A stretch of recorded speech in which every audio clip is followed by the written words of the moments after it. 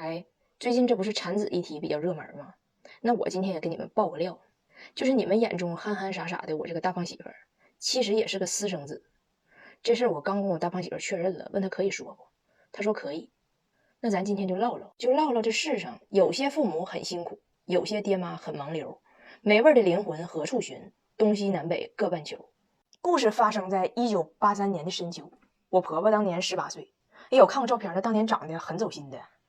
完就脾气不好，也算是加拿大西海岸有名的暴脾气红发小辣椒吧。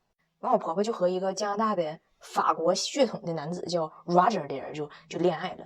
这个 Roger 怎么翻译呢？就应该是罗格呗，他的名，但是不是很好记，咱们就叫他 Loser 吧。完俩人爱的就不行不行的了，就像歌词说的一样，就17岁那年的雨季，一场梦境一场戏，就那种感觉吧。完事就怀孕了，怀的就是我老公。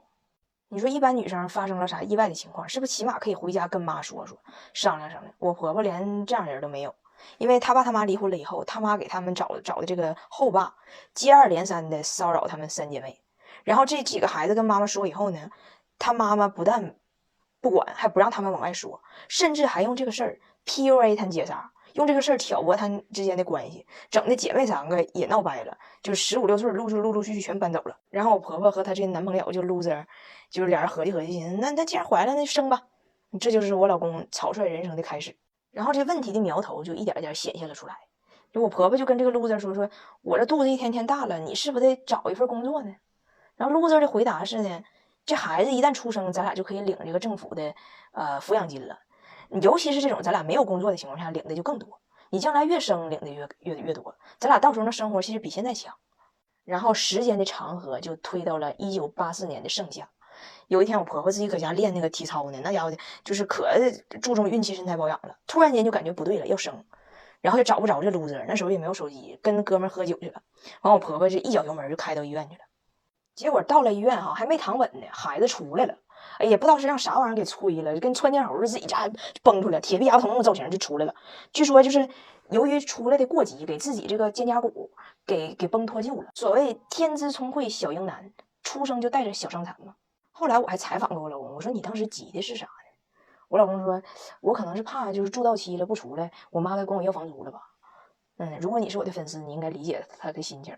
然后我这大胖媳妇不就这么出生了吗？所以说，哎呀，草率人生。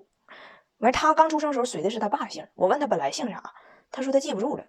但是要按咱今天的逻辑来呢，他爸叫 loser， 他应该姓卢呗，叫卢杰米。完事我这个卢公公呢，就也不找工作。完，我婆婆跟他俩天天吵架。有一次是吵急眼了，人家说的是，就是我从未放弃我人生的自由，都是你用孩子束缚了我。完事吵大发劲了，人就走了，回到就是加拿大法语区，就回到他的故乡，继续 Messy b a k u 去了。然后他就走了。所以我这大胖媳妇小时候就是一个典型的私生子嘛。你这个身份在任何的文化里边，他总是一个挨欺负的这么一个形象。所以我这大胖媳妇呢，你看不出来吧？小时候天天打架，反正基本是天天被打吧。然后据我婆婆描述呢，就她这个爸呀，这 loser 没事就给她打个电话，就说有时间爸爸去看你去。然后我老公每次接完这电话，就上街上就跟别的小孩说他爸要来了，谁敢再欺负他，他亲爸来整死他们。结果他爸每次都不来，完别的小孩就更笑话他。然后有一次 loser 又给他儿子打电话，说第二天高低来看他。然后我老公第二天早晨从坐到门口的马路牙子上，从早晨等到晚上，最后他爸也没来，所有小孩都笑话他。天都等得彻底黑了，他妈咋叫他那也不回去。你知道加拿大这国家就差两样东西，枫糖浆露和较高纬度。像这种高纬度国家，那从天亮到天黑，一眨眼就是一辈子。人就搁这马路牙上坐着，一直坐到天黢黑，让他妈给拖回去的。完事儿第二天就又被打，然后那一天就成为了我老公草率人生的历史性时刻。我婆婆就给他这个 loser 前男友打了个电话，就说我不再需要你的赡养费了，我从现在开始自己找工作，你不用拿钱，你也不要再打电话，你再打电话我就去告你。然后我老公的姓也就在那天给改了，就不再姓卢了，姓他妈的姓莫荷兰。这事儿我没讲完，这事儿就是故事没讲完吧，我还有很多情绪要表达，你等着下次咱把这事儿给唠完啊。哎，我上次不是跟你们开启了一段心酸往事吗？就是说我这个大胖媳妇1岁的时候，她的亲爹 loser 和他妈闹掰，她亲爹说走就走了，之后老说回来看她，但是从来都不来，让年幼的我的大胖媳妇，哎，不对，要是按照就是后宫典仪来说，那个时候她应该还不叫大胖媳妇，只能被称作我的小胖答应。让我的小胖答应在门口马路牙子上无数次的等他这个缺席的亲爹。后来他妈妈，也就是我这个加拿大西海岸的小旋风婆婆，和他爸彻底决裂，把儿子姓改成了他姓，从此loser的儿子不再姓卢，也就不再拿他们老卢家的钱。所以我婆婆从19岁就开始了这个单身妈妈的辛苦岁月嘛。但是19岁呀，朋友们，我都30了，我看着小帅哥我还直起静电呢。那19岁是什么岁月？那正是说乌溜溜的黑眼珠和你的笑脸，真心话加大冒险，爱的真肤浅。人家别人都在享受着人生最好的谈恋爱的时光，我婆婆就只能带着她这个淘气包儿子跟男生约会。哎呀，看个小电影，孩子拉爆米花里头了；打个保龄球，孩子吐抓球眼里头了。反正他这个儿子在他这个恋爱旅途中起到的肯定不是一个吉祥物的这么个作用吧，有点克他。那么这个时候让我们回顾一下，在上集的故事中还有这么一个人物，是我婆婆的妈妈，叫盖尔女士。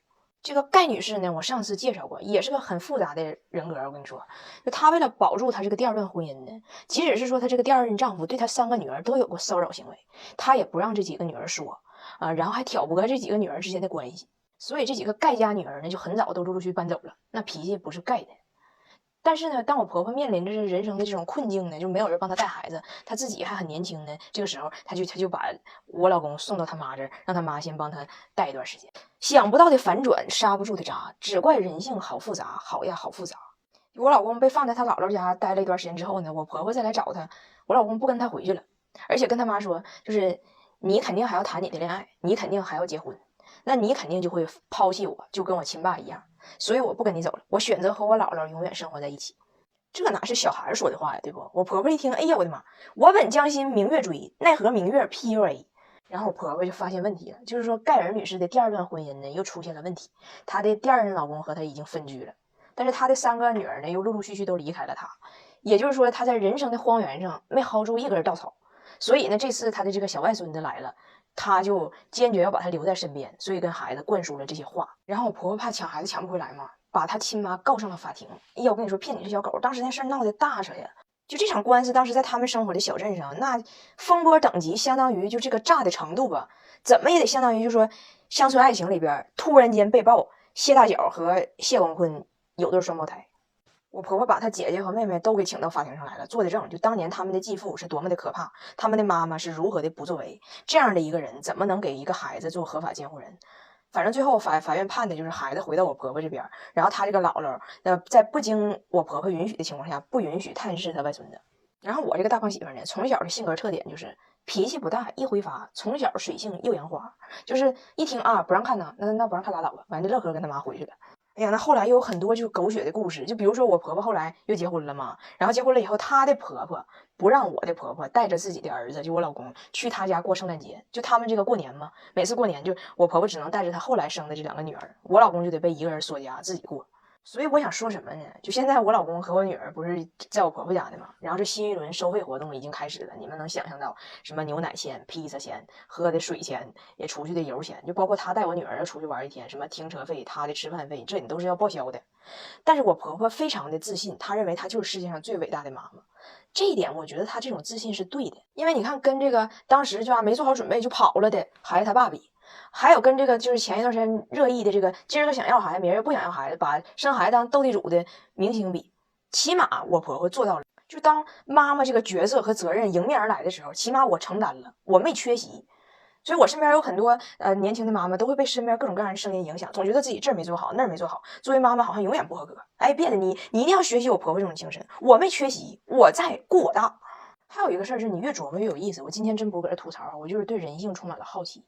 都说有这个命运的轮回的这个道理，你说有意思没？你发现就越是自己年轻的时候，在自己的妈妈这儿、自己的婆婆这儿受尽了委屈的这种女性，她将来成为婆婆的那一天，她就越容易表现得非常的不友好，就越容易显得比较刻薄。你说这是一种就自我防护机制吗？这是什么样的心理呢？